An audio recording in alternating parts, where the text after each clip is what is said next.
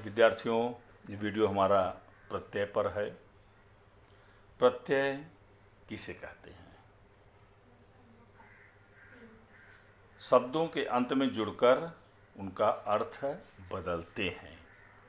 प्रत्यय वे हैं जो किसी शब्द शब्दांश में जुड़ करके उनके अर्थ में परिवर्तन लाते हैं। तो इस प्रकार से प्रत्यय की परिभाषा बनती है। प्रति और अय दो शब्दों से प्रत्यय बना है। प्रति का अर्थ होता है साथ में, साथ में। अय का अर्थ होता है चलने वाला, अर्थात जो शब्द के साथ चले, साथ में चलने वाला। तो प्रत्यय का अर्थ है साथ में चलने वाला। दूसरा, जैसे हमने पढ़ा कि जो उपसर्ग हमारे जो होते हैं उनका अपना एक निहित अर्थ होता है, लेकिन प्रत्यय का अपना कोई अर्थ नहीं होता। जैसे हार प्रत्यय है, तो देनहार, देन शब्द दिया गया है तो उसमें हम हार लगाएंगे तो देनहार बनता है। तो प्रत्यय का अपना कोई अर्थ नहीं होता। प्रत्यय अविकारी शब्दांश होते हैं। ये महत्वपूर्ण चीज़ें हैं। फिर से एक बार ध्यान देंगे। प्रत्यय का अर्थ होता है कि शब्द के साथ चलने वाला। प्रत्यय का कोई अपना अर्थ नहीं होता। प्रत्यय अविकारी शब्द होते हैं। प्रत्यय के भेद, इसके मुख्यतः हम दो रूपों में इसको पढ़ते हैं। एक कृत प्रत्यय होता है, एक तद्धित प्रत्यय होता है। एकदम सीधी सी और सरल परिभाषा है। कृत प्रत्यय क्या है? कृत प्रत्यय अर्थात जो क्रिया या धातु के अंत में, जो धातुओं के अंत में जुड़ करके शब्द की रचना करते हैं, उनको हम कृत प्रत्यय कहते हैं। और विद्यार्थी आप लोग सुनते होंगे कृदंत। कृदंत किसे कहते हैं? तो कृदंत का आशय होता है कि कृत प्रत्ययों से जो बनने वाले शब्द होते हैं उन्हीं को हम कृदंत प्रत्यय कहते हैं। उन्हीं शब्दों को हम कृदंत कहते हैं, कृदंत शब्द कहलाते हैं। अब इसको हम कई रूपों में पढ़ते हैं, कई स्वरूपों में देखते हैं।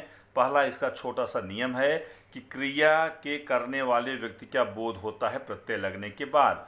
जैसे हार शब्द दिया गया है, तो हार में देनहार है, होनहार है, ये शब्द ऐसे दिए गए हैं यहाँ पर। वैया है, जैसे सवैया है, खवैया है, शब्द आते हैं। ऊ शब्द, ऊ आया है, ऊ प्रत्यय। ऊ में रट में रट्टू, टिक, काऊं, चलाऊं, अक्कड़ में घुमक्कड़, भुलक्कड़, आग, तैराक, लड़ाक। यह है क्रिया करने वाले व्यक्ति का बोध कराता है। दूसरा हमारा है कर्म का बोध कराने वाले। जैसे औना है, बिछौना, खिलौना, इसमें औना प्रत्यय लगा हुआ है। ना प्रत्यय है, सूंघ में सूंघना, पढ़ना, खाना, रोना, धोना।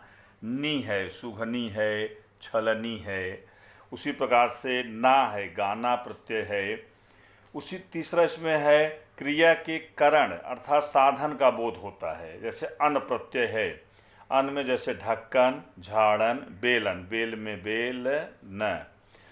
ना प्रत्यय है, झूलना है, ढकना है और बेलना है।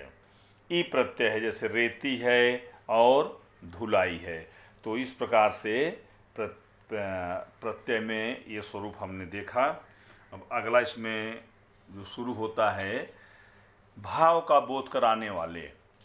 जैसे भाव का बोध, अन, लेखन, लिखना, लेखन, पठन, गमन।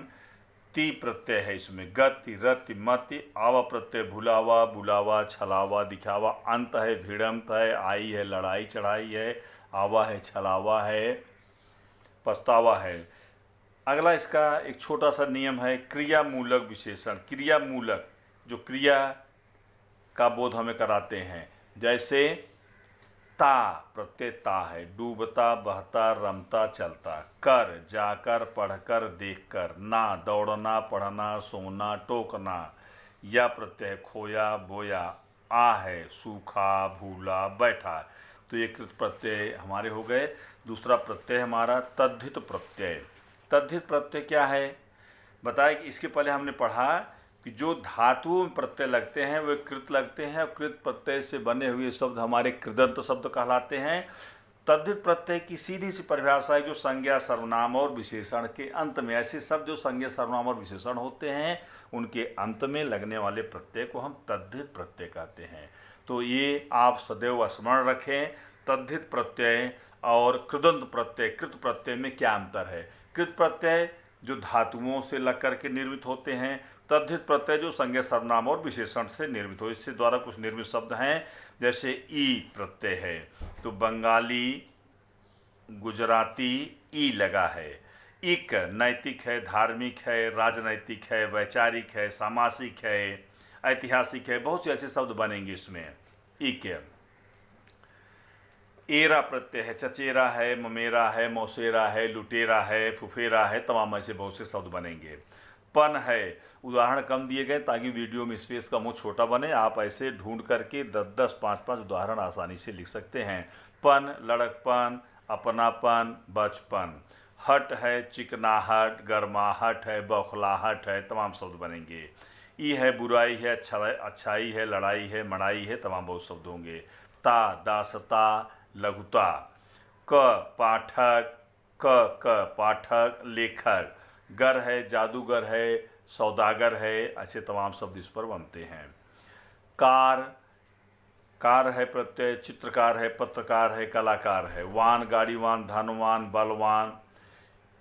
वा पांचवा, सातवां, आठवां। रा प्रत्यय है, दूसरा, तीसरा।